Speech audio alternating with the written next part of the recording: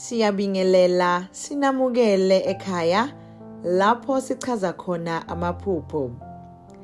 Namuhla ke sizobheka izincazelo ngokuphupha umuntu ongasekho ekushaya noma ekudinelwe. Leli phupho lingabonisa ukuthi kukhona okungahambi kahle noma awulaleli. Izindlela zakho azihambiselani nalowo muntu omphuphile.